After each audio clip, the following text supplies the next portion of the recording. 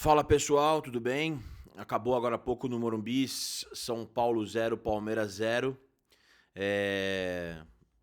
Um jogo que tem pontos positivos e pontos negativos, acho que na mesma medida. Talvez mais pontos positivos do que negativos, mas pra mim é um empate meio amargo, assim. É o tipo de jogo que quando acaba a gente fica meio.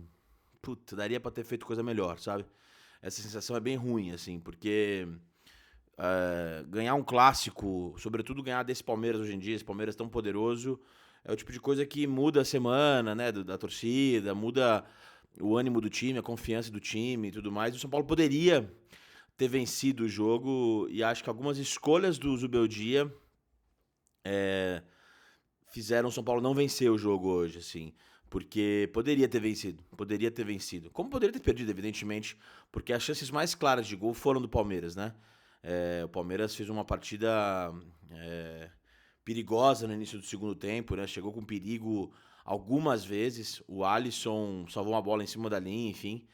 Mas vamos falar sobre a estratégia do Zubeldia antes da bola rolar durante o jogo e o que eu achei dessa partida, desse choque rei. Mas pra mim fica um gosto amargo, assim. Ao final dessa partida fica um gosto amargo. Bom, São Paulo foi a campo num 3-4-3 com a ausência do Pablo Maia. O sistema inteiro teve que mudar. Isso só denota a importância do Pablo. E mais uma lesão no São Paulo, né? A gente falou isso no vídeo anterior contra o Barcelona. E aí? Assim, cara, tava vazio o departamento médico, só tinha o Wellington Rato, o Lucas e o Rafinha que se machucaram contra o Talheres. Não é mais, né? Agora tem o Pablo também. No jogo passado, o Ferreirinha saiu por câimbras. Então, assim, é uma recorrência de lesão. Se agora não é, são 4 jogadores, amanhã podem ser 5, 8, 9. Nada leva a crer que o São Paulo agora tem, não, um departamento que é super, né, de fisiologia, departamento médico, o que quer que seja que faça os jogadores estarem à disposição. Não acontece. O Pablo Maia vai ficar pelo menos 2 meses fora. Aparentemente é uma lesão séria, uma lesão parecida com a que o Luan teve quando o Rogério chegou para treinar o São Paulo na segunda passagem. Parece que amanhã, segundo o André Hernan, o São Paulo e o Pablo vão decidir se vão fazer o procedimento cirúrgico ou se vão para o tratamento convencional. E aí é isso, né? Tratamento convencional, controle de carga, sabe essas coisas que não querem dizer nada? Sabe quando você não sabe o que dizer numa prova e aí você coloca palavras difíceis só para encher linguiça? Parece um pouco isso, né? Tratamento convencional, o que significa na prática? Ele não vai operar, vai ser fisioterapia, mas isso vai ser menos tempo. Tipo, sabe? Falta um pouco de clareza, assim, porque usar controle de carga, que raios é controle de carga? Ninguém sabe até hoje, mas era a palavra era o termo da moda no início do ano. Agora, o tratamento convencional. O Caleri não fez o tratamento convencional, sabe? Fica tudo meio nebuloso. Fato é que o São Paulo, sem o Pablo, foi obrigado a mexer no seu sistema. O que só revela como o Pablo é a alma desse meio de campo do São Paulo. Ele faz a função de dois, três jogadores.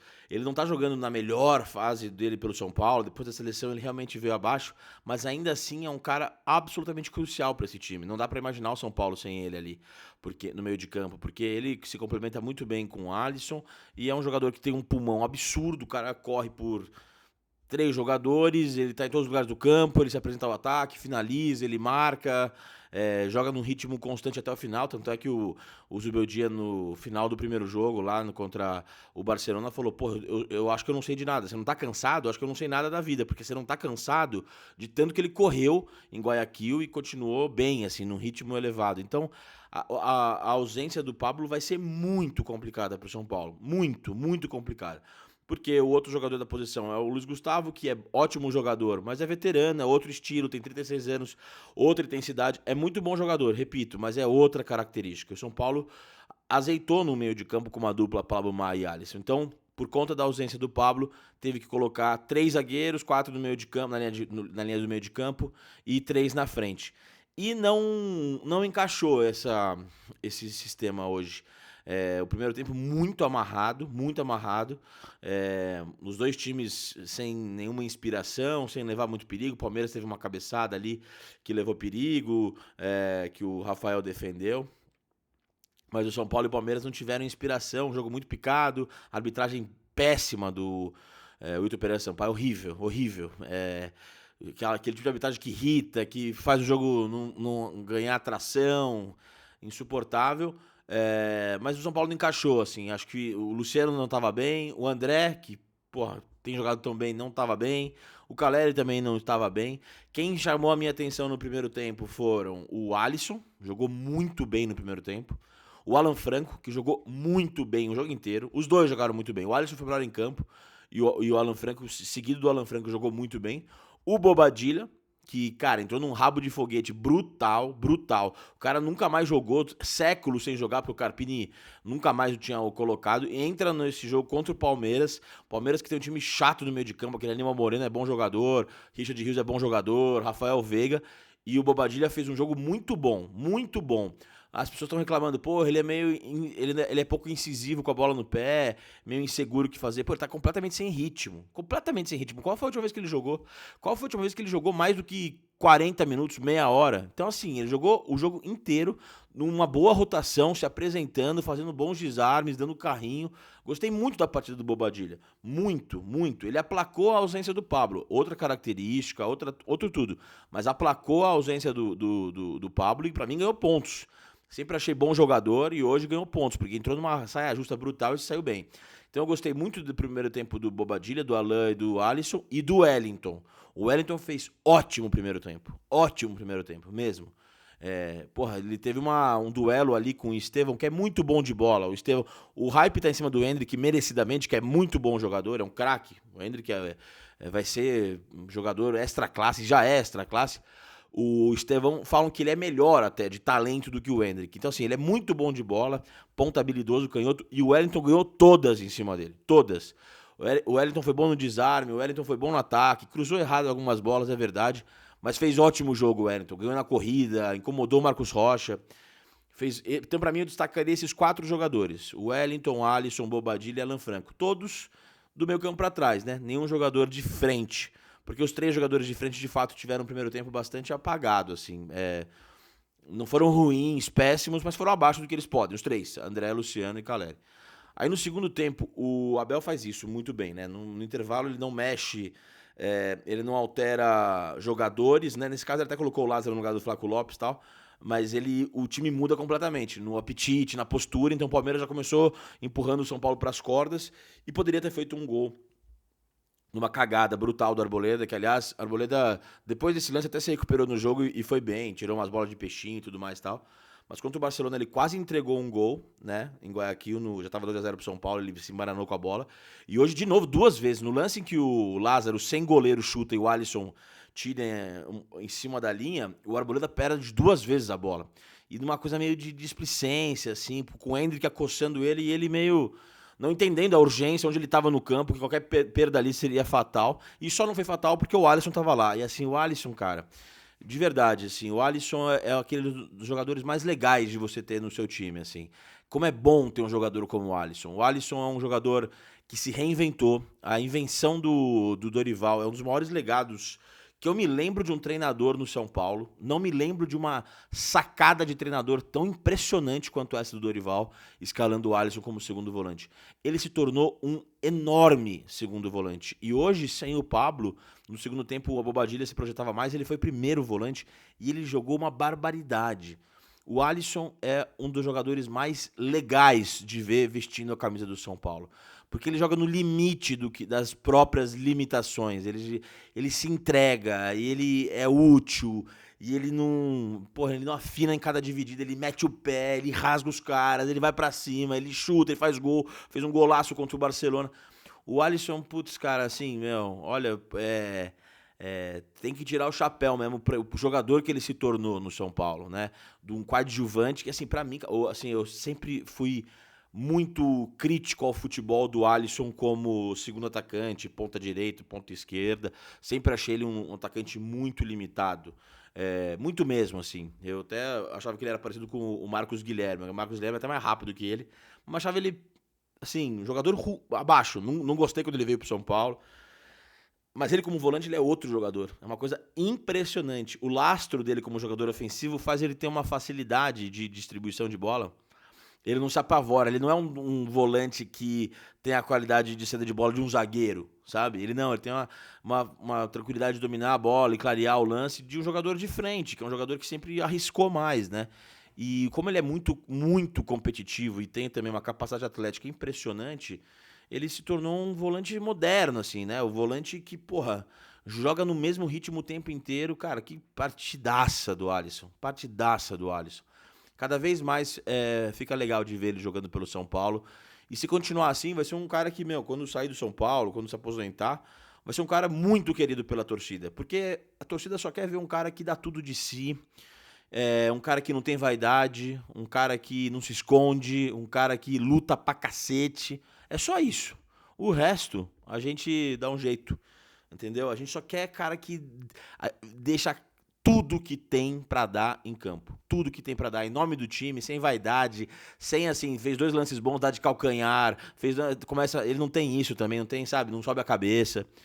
Grande figura o Alisson, grande figura. Joga a partidaça dele hoje, evitou a derrota do São Paulo. Eu quis fazer esse parênteses pra falar dele, porque, porra, meu, o cara mais legal de ver jogando pelo São Paulo é o Alisson. O cara mais legal de ver jogando. E aí no segundo tempo o Palmeiras ameaça, né? Quase faz esses 2 gols. Aí o São Paulo acorda. A entrada do Ferreira foi boa, né? O Wellington acabou se machucando. E aí eu quero ver quem critica o Wellington se tá. Agora vai tá tudo bem. Sem o Wellington tá tudo bem agora. Sem ele vai ficar legal. O time vai ficar ótimo, né? O Wellington é bom jogador, ótimo jogador. Aparentemente não vai ficar no São Paulo, vai fazer uma falta brutal, porque, vamos combinar, lateral esquerdo é um antigo em extinção e tal. E agora sem ele, essa lesão que parece ser tornozelo, não sei se vai ficar muito tempo fora. O Michel Araújo entrou hoje ali, entrou bem, já havia entrado em algumas oportunidades, hoje entrou pra mim a melhor vez que ele entrou como lateral esquerdo, mas não tem ninguém, né? O Patrick Lanza não tem condição ainda de jogar, jogo pesado, nunca inspirou confiança. E aí, sem o Wellington? Agora vai ficar tudo bem sem ele? Tá legal? Vai ter que colocar o Sabino, que é o zagueiro canhoto, ali na esquerda. E aí? Então, assim, puta, a perspectiva é uma boa também pra torcida, né? Ver se tá direcionando as cornetas pra pessoa certa, pro jogador certo, pro cara que, cara, pode sair do São Paulo, mas não joga de sacanagem, né? O cara se dedica, o cara corre, mete o pé, entendeu? O cara se esforça. O Wellington também joga num puta ritmo o jogo inteiro. E aí, né? Bom, o Wellington saiu, ele colocou o Michel, depois ele colocou o Ferreira no lugar do André. O André é uma partida bem abaixo do que ele costumou jogar mesmo, muito bem marcado. Não sei se eu tiraria o André naquela altura, talvez eu tirasse o Luciano, porque o André é mais agudo do que o Luciano, poderia também gerar mais alternativas de posicionamento do que o Luciano. Ele colocou o Ferreira, aí São Paulo deu uma melhorada no jogo, o Ferreira entrou bem, entrou ligado, aceso. Pela ponta esquerda, fez um salseiro ali e tal, mas faltou capricho no último passe, no cruzamento, na finalização, faltou aquele cuidado, assim, né? Como tinha faltado também com o Barcelona. Acho que isso é uma coisa que tem que ser observada no São Paulo. Se o jogo se desenha para o contra-ataque, tem que ser letal, tem que ser eficiente, não pode ficar empilhando chances que se desenhariam bem e perder. O São Paulo teve uma jogada linda do Michel dando uma rosca pro Ferreira, que deu pro Luciano. O passe do Ferreira poderia ser mais diagonal. Ele deu um passe muito reto, e aí ficou mais lenta a jogada. Mas se fosse mais diagonal, o Luciano chegava mais inteiro e tocava pro Caleri antes. Esses pequenos detalhes fazem um pouco de diferença. E aí o Caleri deu de letra, a bola bateu na trave. Foi o melhor lance do São Paulo no segundo tempo. Uma pena não ter entrado, esse é um gol lindo. E aí o Zubeldia, pra mim, comete o maior erro dele no jogo, que eu acho que custou um pouco o que poderia ser a vitória. Nada garante que o São Paulo venceria, mas garante que o São Paulo ameaçaria mais o Palmeiras do que ameaçou nos últimos 15, 20 minutos. Quando ele tirou o Luciano e colocou o Rames, né? E o São Paulo ficou com mais 2 substituições a serem feitas que não foram feitas. E, cara, o São Paulo esse ano tem jogadores pra colocar, pra aumentar o ritmo do time, pra continuar agressivo, né? Pra ter variações na frente. Pô, no banco tinha o Galopo, o Eric, o Juan, acho que o William tava no banco também. Havia opções pro São Paulo continuar num ritmo forte na partida. Cara, contra o Barcelona ele colocou o Galopo, colocou o Juan e no final os caras estavam mordendo o tempo inteiro. Hoje, cara, diante de um jogo tão competitivo, tão intenso, precisando da vitória, 55 mil no Morumbi assistindo, sabe? O São Paulo perdeu contra o Fortaleza em casa no Morumbi. Perdeu do Flamengo, ganhou o Atlético Goianiense, mas tinha que ganhar hoje, ganhar do Palmeiras da confiança, tinha como ganhar. Não é que o Palmeiras deu uma surra no São Paulo. Tinha como ganhar. 56 mil pessoas de novo no Morumbi. A torcida, mais uma vez, extraordinária. Dava pra fazer coisa melhor. Dava pra fazer escolhas melhores. Dava pra ter colocado mais jogadores ali. O Caleri tava com a língua no chão no segundo tempo. Poderia ter aberto mão do terceiro zagueiro. O Diego tava pendurado desde o primeiro tempo. Ele trocou todo o ataque da frente, todo o setor da frente, o Abel. Tirou o Endrick, tirou o Flaco. Colocou o Rony, o Lázaro, depois colocou o Luiz Guilherme no lugar do Estevão. Então, assim, não precisava Tava neutralizado o ataque do Palmeiras numa linha de quatro, até porque ele colocou o Diego como lateral e colocou o Igor na segunda linha. Enfim, ele poderia ter recuado o Igor para a primeira linha e colocado o Eric mais para frente para ficar com mais volume, colocado o Galopo em vez do Rames, que teria outro dinamismo, e o próprio Juan no lugar do Luciano, no lugar do Caleri, que estava esgotado. O Juan também é outro que a torcida adora criticar, né? Mas sempre que entra com vontade, com fome, incomodando, mordendo, poderia ser útil pro São Paulo continuar num abafa, pro São Paulo continuar pressionando o Palmeiras. Não pressionou. A partir do momento que ele colocou o Rames, e cara, o Rames jogando hoje, ele parecia um jogador de Masters, né? Veterano, assim, aquele jogador de festa de final de ano. Assim, ele se arrastando em campo. Não acho que é indolência, não. Acho que é falta de ritmo mesmo, assim completamente. O movimento corporal dele num slow motion, assim, perto dos outros jogadores. Lógico, ele deu uns passes bons ali, porque ele é muito bom de bola, mas o Zubeldia matou o ímpeto do São Paulo colocando só o Rames e morrendo com 2 mexidas. Quero ver a justificativa dele na coletiva. Ah, porra, Luca, tá cornetando o cara no segundo jogo? Não, mas tô apontando o que ele poderia ter feito hoje melhor. São Paulo, quais são os pontos bons? São Paulo é um time organizado, muito mais organizado do que era com o Carpini. Com o Carpini não dá pra comparar, dá pra ver que o Zubeldia é um ótimo treinador, e é mesmo um ótimo treinador.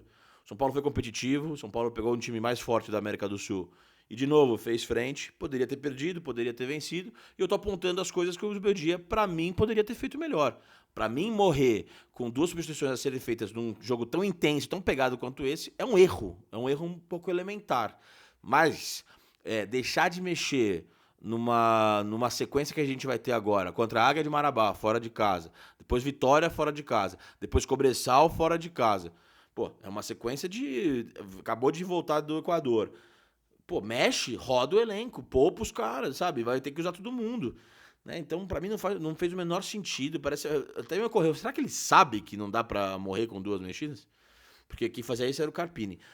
Mas sim, de lado bom, São Paulo organizado, São Paulo bem postado, São Paulo com mudança de esquema, é um time ainda bem postado, mesmo com a saída do Pablo. Entrada do Bobadilha, jogando um 3-4-3. Você vê já um padrão, você vê uma organização, um time que sabe o que fazer.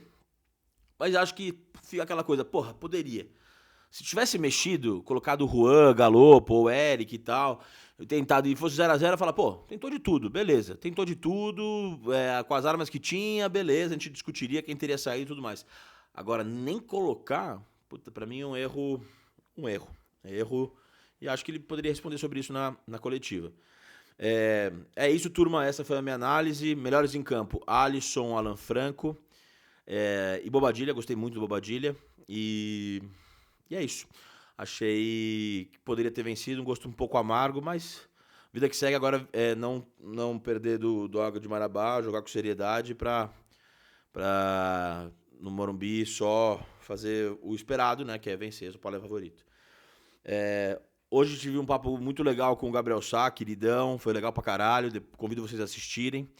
E semana que vem eu vou trocar ideia com o Chico Barney na terça-feira, e na sexta-feira eu vou conversar com o Marcos Uchoa.